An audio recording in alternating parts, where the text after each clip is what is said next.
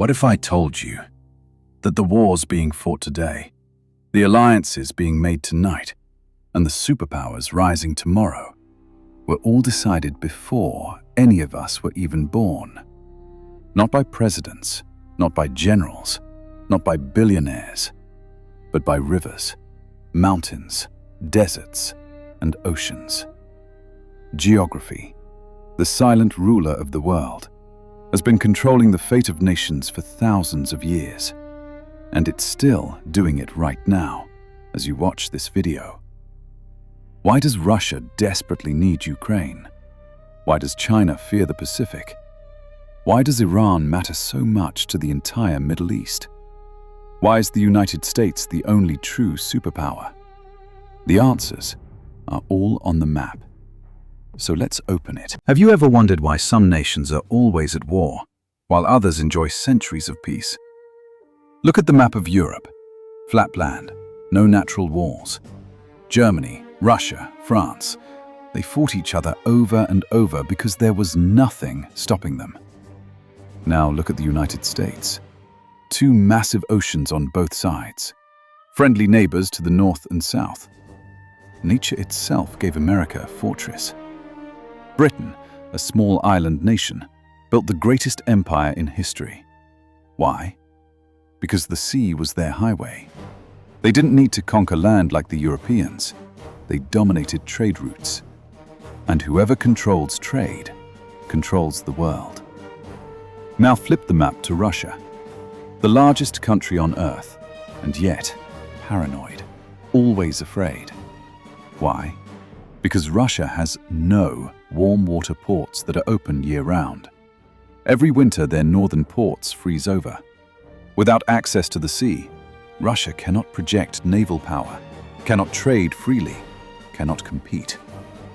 This is why, for centuries, Russia has been obsessed with expansion, southward toward the Black Sea, toward the Mediterranean.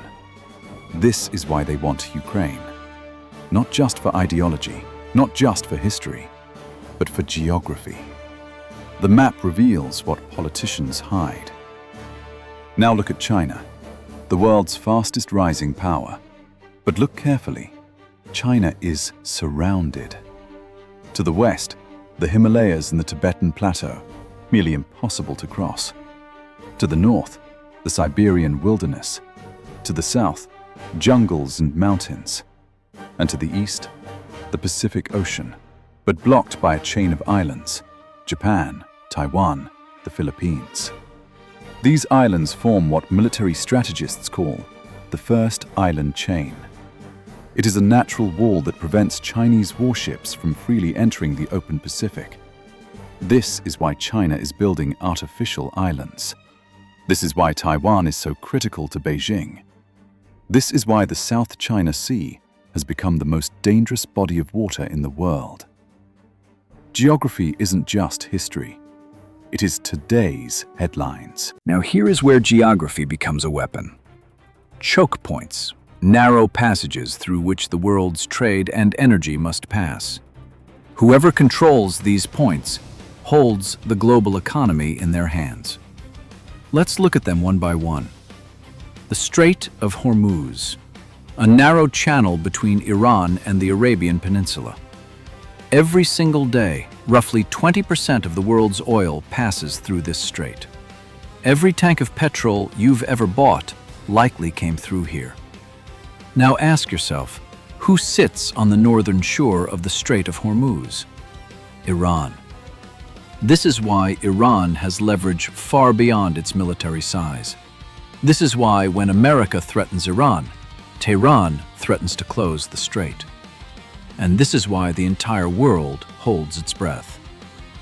Next, the Suez Canal. Egypt's narrow man-made canal connecting the Mediterranean Sea to the Red Sea. Without it, ships traveling from Europe to Asia must sail around the entire continent of Africa, adding weeks to the journey and millions of dollars in cost. When a single ship got stuck there in 2021, it cost the global economy $9 billion per day. $9 billion per day because of one canal.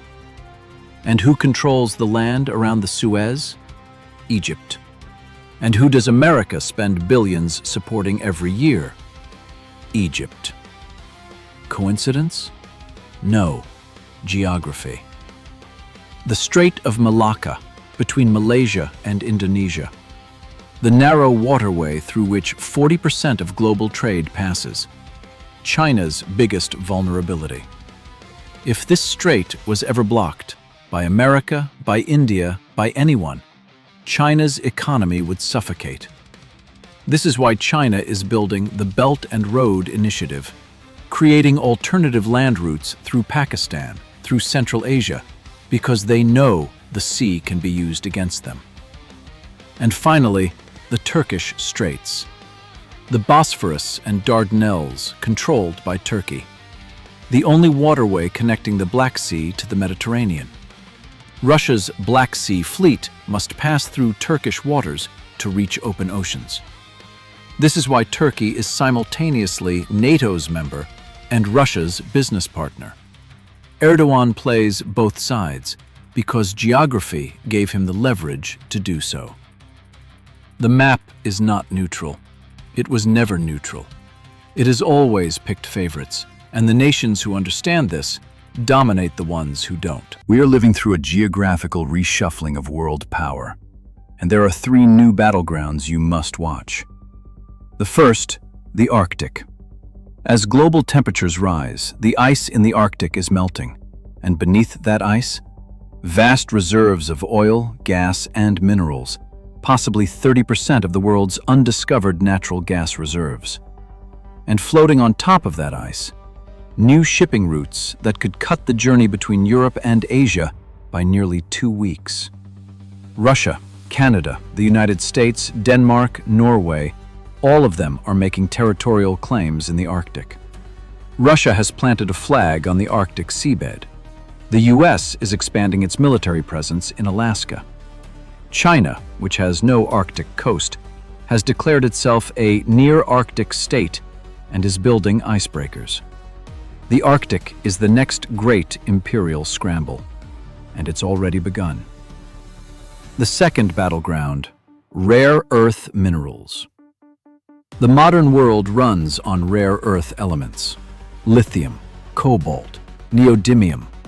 Your phone, your electric car, your military's guided missiles all depend on these minerals. And where are they found?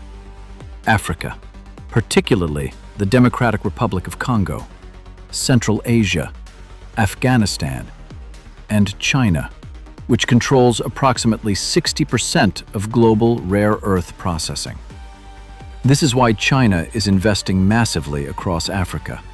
This is why Afghanistan, despite having no sea, no oil, is called a $1 trillion prize by geologists. This is why America's withdrawal from Afghanistan was followed immediately by Chinese mining contracts. The new geography of power is not about land. It's about what's under the land. The third battleground, cyberspace and space itself. Satellites control GPS navigation, financial transactions, military communications. Whoever dominates low Earth orbit has a first strike advantage in any future conflict. China and America are racing to dominate space, not for exploration, but for strategic positioning. Geography has gone vertical, and the nation that controls the high ground above the atmosphere may well control the world below. So the next time you read a news headline, a war in Europe, a standoff in Asia, a coup in Africa, don't just ask who is fighting. Ask where they're fighting. And ask why that location matters. Because the answer will always come back to geography. Napoleon knew it. Churchill knew it. And the strategists sitting in Beijing, Moscow, Washington, and Tehran know it today. The map is not just a picture of the world. It is the rule book of power. And now, you know how to read it. If this video changed how you see the world, then this channel is exactly where you belong. On War and Military History, we don't just report events, we decode them. We take the wars, the empires, the weapons, and the strategies, and we show you what's really happening beneath the surface. Subscribe, hit the bell, because the next episode will change how you see the Middle East forever. The story is just beginning.